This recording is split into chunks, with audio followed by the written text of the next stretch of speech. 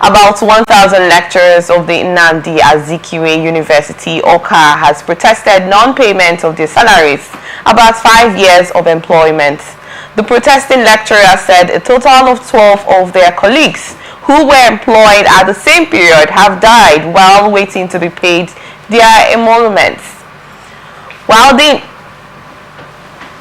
placards with inscriptions to tell their stories, the lecturers appealed for payment of their salaries, saying that the current economic hardship in the country bites more on them and their families. One of the affected lecturers, Mr. Ibezim Echezona, said, "Our members are dying and we have buried 12 members so far. The last one was this year, and this is someone that we saw last December, and today she is normal, and that is to tell you what we are going through due to non-payment of our salaries for 5 to 6 years now. We do not know those that are holding our salaries. We do not know if it is the federal government or the Ministry of Education, the university," he lamented.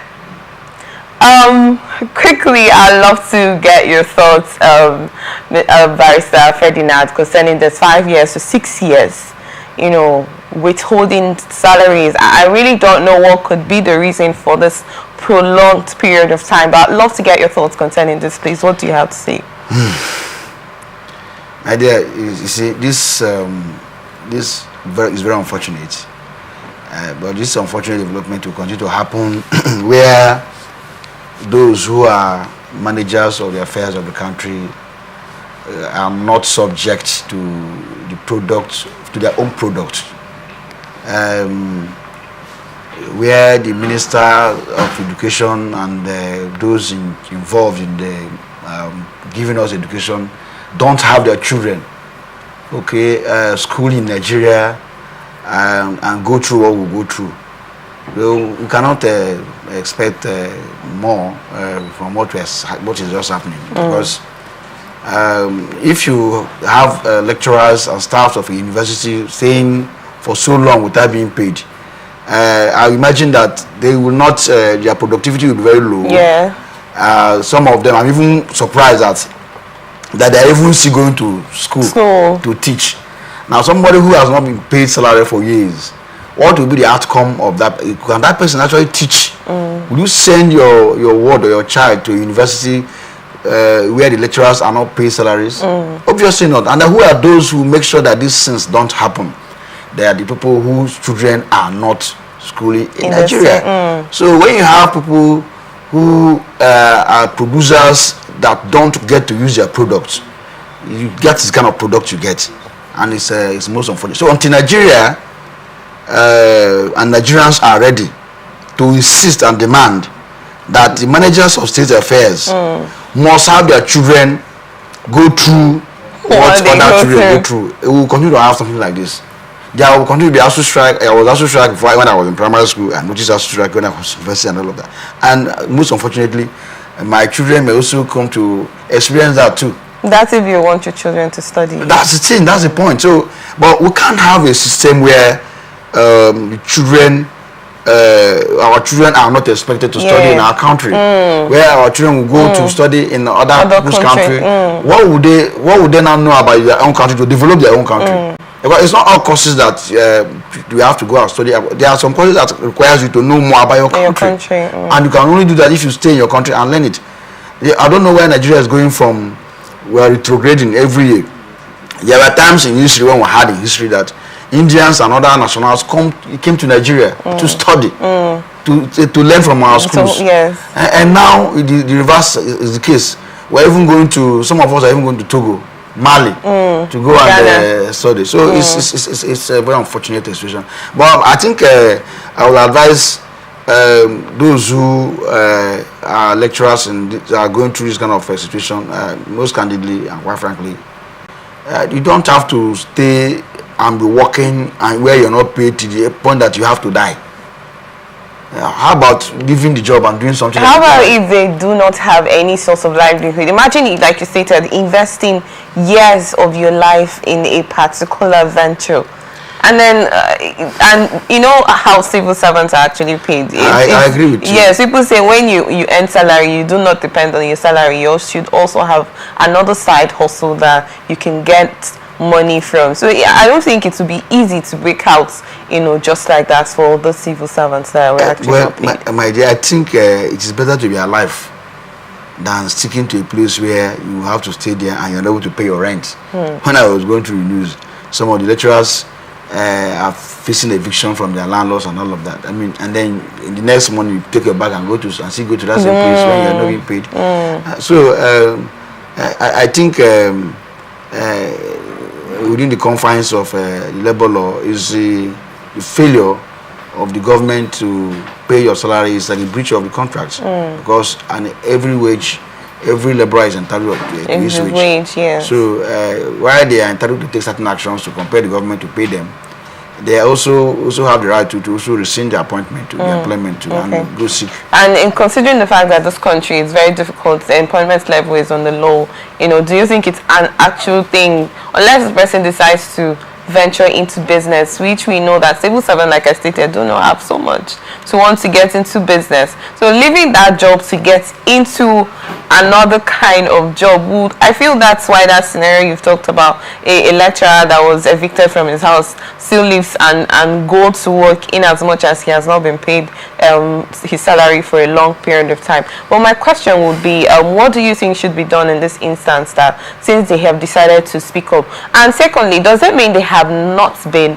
speaking up before now? Why now, after 5 years? The news disclosed part of the reasons was failure to capture them in the IS system and all of that. But I said, if they have not been paid, they have not been paid. And I think it's the failure of the system. And you see, life, survival first. Because when all the chips are down, you must survive. So the system has completely failed them. For someone that has not been paid salary for 6 years, I don't know what you're doing there again. So while you can fight legally, maybe through the court, to compel the government to pay you, because it's not a business that the system of payment did not capture them or whatever. They are providing the job and they are providing services and they are entitled to their pay. Why they can pursue those claims in maybe industrial court, national industrial court, they also owe themselves and their families the duty to survive, duty of survival. So if they can switch into survival mode and look at anything at all that they can legitimately do to eke out a living, why struggling to get paid? Because someone that has not been paid for 1 year, 2 years, 3 years to 6 years, I'm not sure you might be paid in the 7th year, except you do something different. So you staying to do the same thing over and over and expecting different results is what about instant defense as madness. So I think instead of remaining there and be dying, because that is what is the concerning aspect of the news, that their members are dying because of this not being paid. And then they are still going to work. Nobody should go to work and then to the extent that you have to be dying because you're not being paid salary, and then you're not doing anything about it. Okay, Barrister Ferdinand, you've been referring to what the civil servants are supposed to do since they have not been paid, but we have not really called out the state government over this issue. Anambra State, I'm sure they have state revenue that the states actually generate annually, or what you may call it. For Nnamdi Azikiwe University, renowned school, that at some point I actually wanted to go to that university because of how it has been recognized. For the government not to actually yield to this scenario, because I wanted to say something. Sometimes in the layman's understanding, some people will say, if we have to list states that have money, some will say Anambra State is one of the states that has wealthy people in it.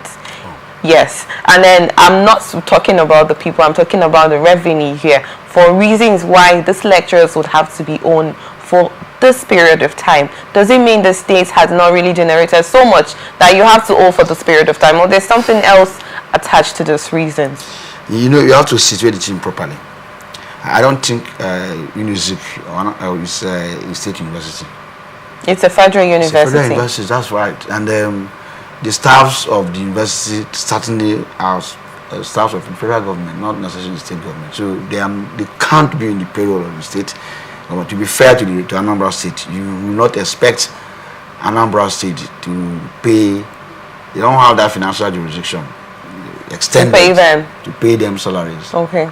So they're not allowed to, or they do not have the system. You can't work for Peter and be paid by Paul. Okay. So they are staff of the federal government. Okay. They are the business of the federal government. Okay. So the state government cannot, by any stretch of imagination, be expected to pay them. Because most of these, since being at federal universities, you have staffs who, many of them may not be indigenous or citizens from Anambra State. Yes. You might have people from the southeast. In fact, every part of the country will come there as staff of the federal government, posted there. Yes. So it would be unfair to the Anambra State government to expect them to be paying salaries when they also have their own issues to deal with. Okay.